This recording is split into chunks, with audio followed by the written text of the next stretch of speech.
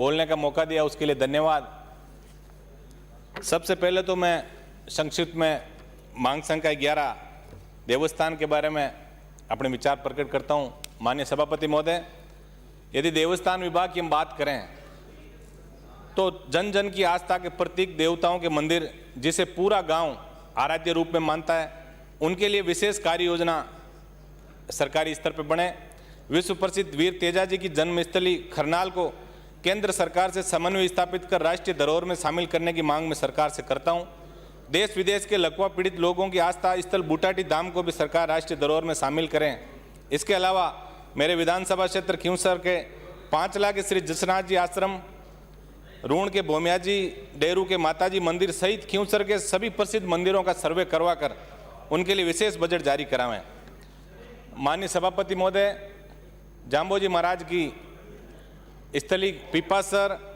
मुकाम राणाबाई जी का मंदिर, मीराबाई की नगरी मेड़ता, बंसीवाला मंदिर नागौर और करणी माता मंदिर देशनों को टूरिस्ट हब के रूप में टूरिस्ट सर्किट से जोड़ने का सरकार कोई कार्य योजना बनाए।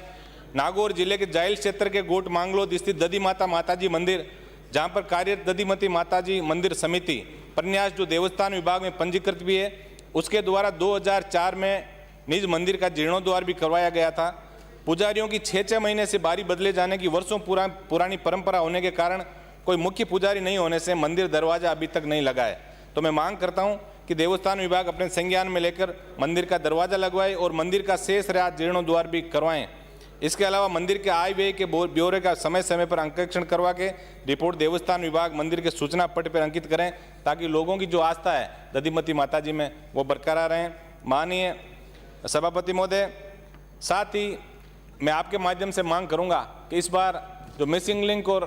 इसके सड़कों के लिए जो 10 करोड़ का विशेष मुख्यमंत्री जी ने जो प्रावधान किया है, उसके अलावा जितने मंदिर और देवस्थान है प्रसिद्ध हर विधानसभा क्षेत्र में, उसमें कहीं ना कहीं 10-20 किलोमीटर सड़कों का और माननीय मुख्यमंत्री जी आपसे आप घोषणा कराएंगे तो निश्चित रूप से राजस्थान के अंदर एक अच्छा मैसेज जाएगा। माननीय अध्यक्ष महोदय, मांग संख्या 42 उद्योग के इस महत्वपूर्ण मुद्दे पे, यदि उद्योग की हम बात करें तो अभी हमारे सांगानेर से आने वाले विधायक महोदय ने सारे आंकड़ों की बातें कही, उधर से हमारे राजा खेड़ा से आने वाले विधायक भी धीरे धीरे मुस्कुरा रहे हैं, तो सारे आंकड़ों की बातें जो है ये लोग कर देंगे। मैं तो इतना ही आपके माध्यम से, मंत्री जी विराजमान है, मैं दिनांक 3/2 यदि हमें ईमानदारी से, यदि सदन के हम अंदर हमारी यही मंशा है हम सबकी कि राजस्थान के अंदर उद्योग तेजी से पनपे। अभी हमारे अविनेश जी ने जो बातें कही कि बीकानेर की मिट्टी गुजरात जा रही है, तो उद्योग के अंदर सबसे बड़ी जो एक पोटेंशियल राजस्थान के अंदर है वो खनिज के अंदर है, क्योंकि खनिज की अकूत भंडार अभी राजस्थान के अंदर है। तो मैं निश्चित रूप से ऐसी कोई ठोस कार्य योजना का आश्वासन मंत्री जी से चाहूँगा जब ये रिप्लाई दें। मैं इतना ही आपके माध्यम से ही अपील करूँगा, किसी की निंदा या किसी की प्रशंसा की हमारी आदत नहीं। मैं तो इतना ही कहता हूं कि सच बोलना और सच सुनने का मादा जिस दिन हम सदन में पैदा कर लेंगे, उस दिन आधा विकास अपने आप ही हो जाएगा। ये 3/2/2022 को ये श्री सुनील जी परियार, स्वतंत्र निदेशक राजस्थान राज्य औद्योगिक विनियोजन निगम लिमिटेड, पूर्व अध्यक्ष एवं पूर्व राज्य मंत्री राजस्थान लघु उद्योग निगम लिमिटेड, सदस्य राजस्थान प्रदेश कांग्रेस कमेटी, प्रबंध निदेशक जन शांति ग्रुप ऑफ इंडस्ट्रीज का माननीय मुख्यमंत्री जी और माननीय उद्योग मंत्री जी के सुना। इन्होंने बहुत अच्छी चीज लिखी है। रीको के निदेशक होने के नाते मुझे अत्यंत पीड़ा एवं व्यथा होती है कि रीको जो कि उद्यमियों के निवेश का कैटलिस्ट था, अब ये साय के बजाय रियल एस्टेट कंपनी बन गई है, जिससे न केवल सरकार की छवि खराब हो रही है अपितु निवेश पर भी प्रतिकूल असर पड़ रहा है, जिसका जिक्र मैंने बजट सलाहकार कमेटी की बैठक में भी किया था। इससे बड़ी शर्म की बात हमारे लिए हो नहीं सकती। ये कोई विपक्ष का व्यक्ति नहीं कह रहा है, ये बहुत प्रभावशाली व्यक्ति जिन्होंने उद्योग जगत को बहुत कुछ दिया अपने विचारों के माध्यम से, उन व्यक्ति की पीड़ा को मैं आप सदन के सामने रखना चाहता हूं। इससे बड़ी विडंबना हो नहीं सकती। इन्होंने नागौर के अंदर जो गोगेलाव रिको इंडस्ट्री एरिया है, उसके प्लॉट के आवंटनों में जो जम के धांधली हुई, इसको लेकर इन्होंने ये लेटर लिखा। तो माननीय मंत्री जी से मैं विशेष आग्रह करूंगा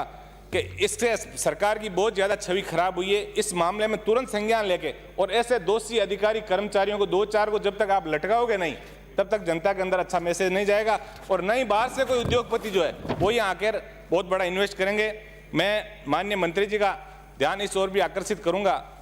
कि जो बजट की जो बाहर से जो हमारे उद्योगपति हैं उनको राजस्थान में उद्योग लगाने के लिए जो समिटों का भी आयोजन किया गया, उससे जनप्रतिनिधियों को जानबूझ के दूर रखा। मैं तो धन्यवाद देना चाहूंगा मुख्यमंत्री जी के सलाहकार और सवाई माधोपुर से आने वाले विधायक का कि जिन्होंने आवाज उठाई कि हमारा नाम जिला कलेक्टर का नाम है, रिको के आरएम का नाम है। क्या विधायक और सांसद इतने कमजोर हो गए राजस्थान के कि जिनका आप एक कार्ड के अंदर नाम भी लिखाना आपने मुनासिब नहीं समझा? आप यदि ईमानदारी से उद्योग के लिए अच्छी कोई एक परंपरा राजस्थान के अंदर डालना चाहते हो तो एक अच्छा हर 3 महीने के अंदर एक संभाग स्तर पे, एक जिला स्तर पे, जिसमें जनप्रतिनिधि भी शामिल हो, अधिकारी भी शामिल हो और उसके अंदर उद्योगपति शामिल हो, उसकी बैठकों का आयोजन कहीं ना कहीं यदि आप करेंगे तो निश्चित रूप से राजस्थान जो एक बीमारू प्रदेश की श्रेणी में उद्योग के मामले में वो ये मैं आपको भरोसा दिलाना चाहता हूँ। माननीय सभापति महोदय, गांधी जी ने भारत को गाँव का देश बताया क्योंकि गाँव भारत की अर्थव्यवस्था की प्रमुख धुरी है। गांधी जी खुद चरखा चलाकर सूती वस्त्र बनाते थे, लेकिन विडंबना आज इस बात की है कि आज छोटे बच्चे जब चरखे को देखते हैं तो ये पूछते हैं व्हाट इज दिस। इस बात से हम इनकार नहीं कर सकते। माननीय सभापति महोदय, टांकला की दरियां पूरे देश में प्रसिद्ध है, लेकिन अब ये उद्योग भी हमारे वहाँ खत्म होने की कगार पे है। गाँव में मिट्टी के बर्तन बनाने वाले प्रजापत समाज के लोगों का पूरा परिवार, जिनका एक कार्य वर्षों से चला आ रहा था और उनकी आजीविका का साधन था, फर्नीचर उद्योग भी गाँव में ठप पड़ा है और गाँव के युवा अपना घर परिवार छोड़ के और महाराष्ट्र में जाके ये काम कर रहे हैं। तो जब तक हम ये छोटे छोटे उद्योग जो हैं, जो गांव के छोटे उद्योग हैं, उन पे हमने पूरा फोकस नहीं किया तो हमें बहुत बड़ा नुकसान आने वाले दिनों के अंदर होगा। माननीय सभापति महोदय, गांव में महिलाओं को आत्मनिर्भर बनाने की बातें, स्वयं सहायता समूह बना के और आत्मनिर्भरता बनाने की बातें हम बजट में और रोज सुनते हैं, लेकिन आज इन सब कामों के अंदर जैसे पापड़ है, बड़ी उद्योग है, ये सारे अनुदान के अभाव में ये दम तोड़ रहे हैं और इस सारे प्रोडक्ट के ऊपर भी बड़ी कंपनियों ने कब्जा कर लिया, जिसके फलस्वरूप मिलावटी खाद्यान्न हमारी थाली में पहुंच रहे हैं तथा इन ग्रामीण उद्योगों को पुनर्जीवित करने के लिए कोई ठोस कार्य योजना आपके माध्यम से बने तो निश्चित रूप से एक अच्छा से मैसेज इस समाज के अंदर जाएगा। उद्योगों में स्थानीय युवाओं को 75% रोजगार की बात समस्त माननीय सदस्य करते हैं, इसके लिए भी कोई ठोस कार्य योजना बने, क्योंकि वरना उद्योगपति बाहर से आता है और वहाँ का लोकल व्यक्ति यदि देखता है कि बाहर का आदमी आके यहाँ रोजगार ले रहा है तो वो कहीं ना कहीं कुंठित होके और वो अपराध की तरफ कूच कर रहा है, तो इसके भी खामियाजा कहीं ना कहीं समाज भी इसका प्रतिकूल असर पड़ेगा।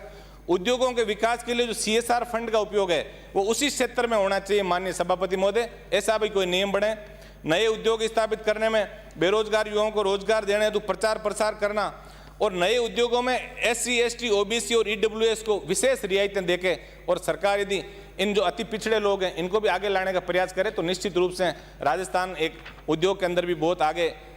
बुलंदियों को छू सकता है। उद्योगों के संचालन हेतु एकल खिड़की योजना को सुदृढ़ करना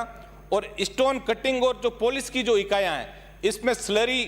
का जो निस्तारण है, इसको लेकर सारी समस्याएं जो आज गांव में छोटे छोटे कटर मशीनें लगी है या जैसे हमारे मकराना और किशनगढ़ की यदि बात करें तो ये स्लरी का निस्तारण को लेके और इसमें डंपिंग यार्ड की उचित व्यवस्था माननीय उद्योग मंत्री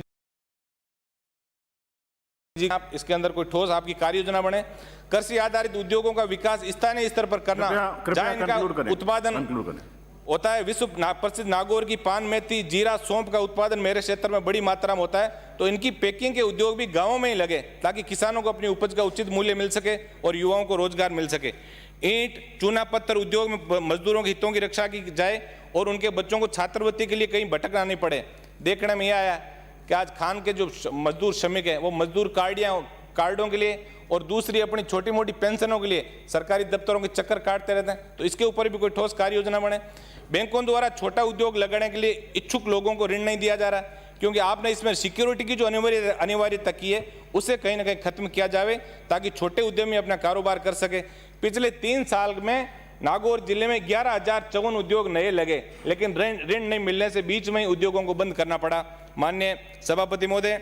कहने को तो आज उद्योग पे हम चर्चा करें, लेकिन ये विडंबना है कि सरकार उद्योगों को नहीं चला रही है, आज उद्योगपति वो सरकारों को चला रहे हैं। ये सच्चाई भी हमें स्वीकार करनी पड़ेगी। आज मेरे क्षेत्र में अंबुजा सीमेंट की बहुत बड़ी फैक्ट्री है। कहने को जब माननीय मुख्यमंत्री जी ने इसका उद्घाटन किया तो ये कहा था कि ग्रीन प्लांट है, लेकिन आज वो जहरीला धुआं छोड़ के और पूरा जो आसपास का जो इलाका है उसने उसको प्रदूषित कर दिया। तो ऐसे बड़े उद्योगों के लिए भी कोई ठोस कार्य योजना का मैं आश्वासन मंत्री जी से चाहूँगा। इसके अलावा माननीय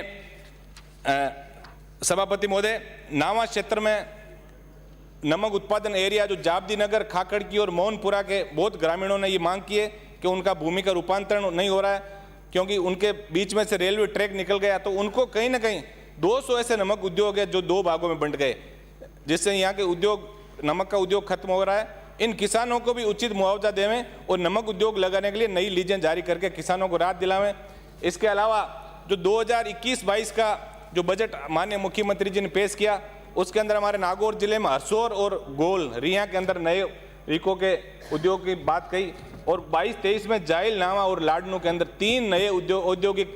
जो इलाके हैं उनको डेवलपमेंट की बात कही, लेकिन हकीकत इससे परे हैं, अभी कोई वहाँ काम नहीं हुआ है। मैं तो आपसे इतना ही निवेदन करूँगा कि क्यूंसर के अंदर भी रिको की घोषणा आप करें, और न केवल घोषणा करें, बाकी ये घोषणा जो इसमें अमली जामा हम कैसे पहना सके, हम सबका मिलकर ये प्रयास होना चाहिए, चाहे पक्ष हो चाहे विपक्ष हो। ये वाद विवाद का विषय नहीं है कौन क्या कह रहा है, हमारा यही प्रयास है मिलजुल के कि 7.5 करोड़ राजस्थान की जो जनता है उसकी जो मुख्य भावना है, उस मुख्य भावना का हम सम्मान करते हुए राजस्थान उद्योगों की श्रेणी में आगे कैसे बढ़ें। इन्हीं शब्दों के साथ मैं अपनी वाणी को विराम देता हूं। आपने मुझे बोलने का मौका दिया, धन्यवाद। जय हिंद। श्री रोहित बोरा।